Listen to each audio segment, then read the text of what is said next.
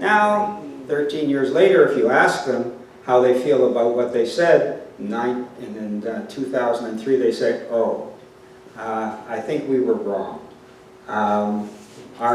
We went back there, and our relatives, they can't go out on the street. Or if they send the kids to school, they're not sure if they're going to come home alive in the evening. The standard of living of my family has declined tremendously. I saw there was an article, was it yesterday?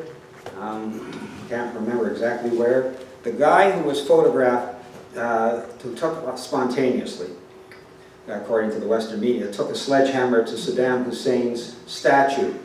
He is now, quote, it was in the National Post here in Toronto, from Canada, and he's now saying he wishes he could go back to the day, and he would push, if he could, he would push the statue back up.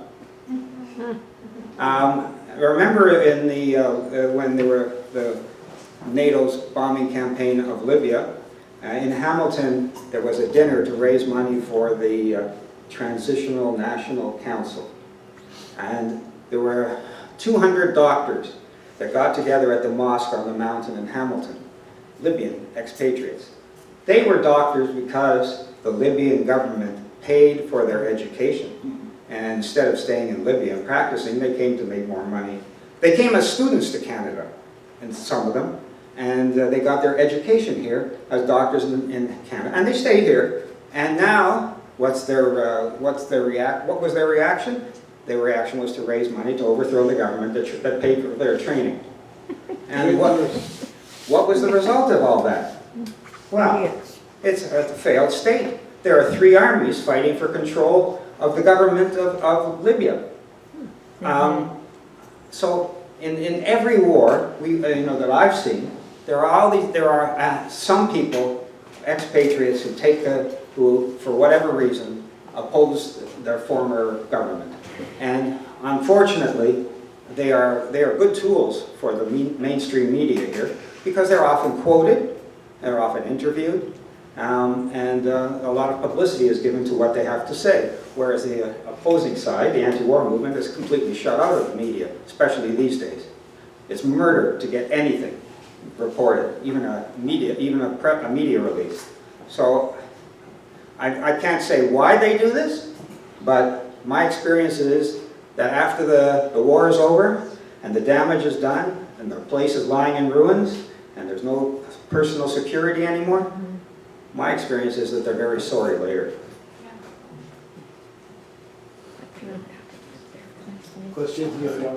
Again, thank you very much for your presentation. And I just had a quick question about diplomatic relations. The state of relations currently between the government of Syria and Canada, and what may be done to improve those relations in the future.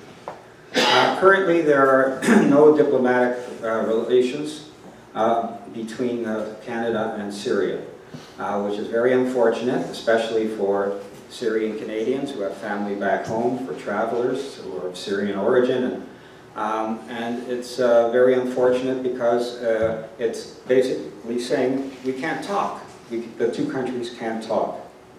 So it's always a bad thing when you break off diplomatic relations, because the only thing that's left is war. I think what could be done about it is very simple. Right, a few months ago, the French government sent a delegation of 25 parliamentarians, academics, and reporters, journalists to Syria to a fact-finding mission. A few days ago, a European Union delegation went to Syria and met with Bashar al-Assad, widely reported. I think what's happening is that all the powers that be, including the Turks, the European Union, the French, are all realizing that their war policy is a failure, and they better change course soon. And I think the Canadian government could do the same.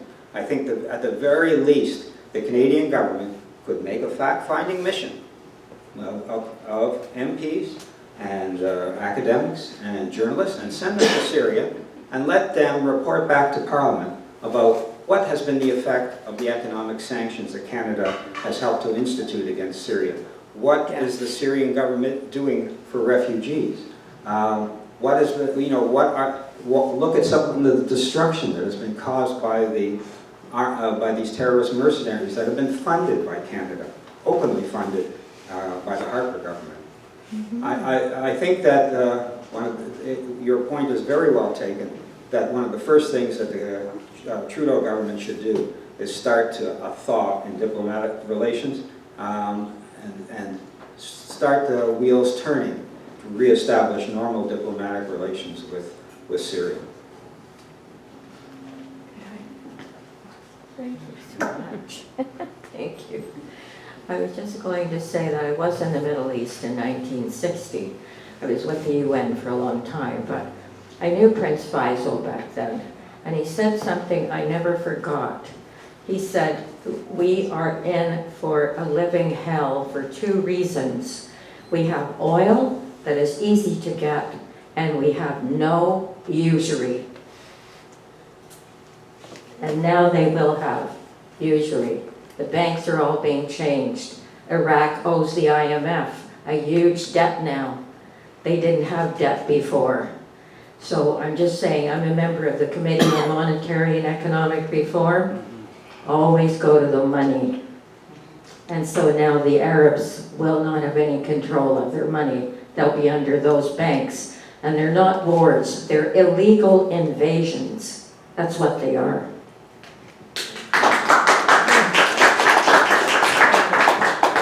So Henry here has an announcement, so that'll be it.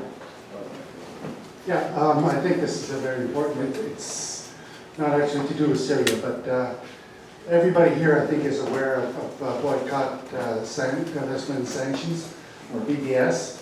And recently, Premier Wynne has announced that she plans to reintroduce some anti-BDS legislation to the Ontario Parliament. In such a way, she wants to get total support from all 3 parties. And I think we need to let our politicians know that we won't stand for that. I recently put forward a resolution within the NDP, Hamilton Mountain Riding Association, calling for the NDP to oppose any opposition to peaceful dissent and speech. And it was passed unanimously, I'm proud to say. But I think we need to keep an eye on this and let our politicians know that we won't stand for this. BDS is a peaceful, non-violent means of protesting against Israeli colonial aspirations, and we need to keep on top of that. And one of the results of opposing BDS was seen in Nablus last week, where a 16-year-old girl was run over by a prominent Israeli settler, and not only did he run over her, he then got out of his car, shot, and killed her. Typical. We cannot allow this to continue. Here. It's direct opposition to any civil law, and it goes against human rights, and it's a war crime, and these people are getting away with it, with immunity. And so we have to fight this. Thank you.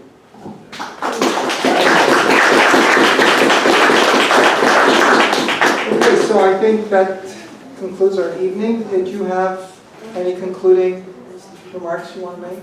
Yes, buy the pamphlet. If you don't have the money tonight, it's now an e-pamphlet, which you can purchase online at every major platform, on Amazon, Kobo, and iTunes. And it's even cheaper online.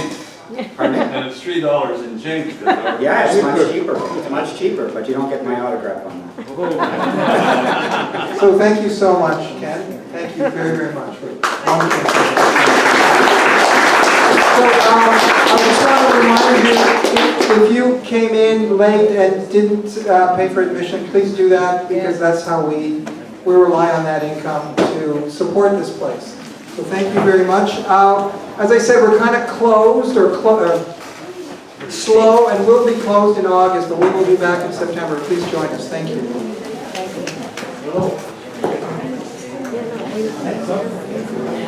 Okay.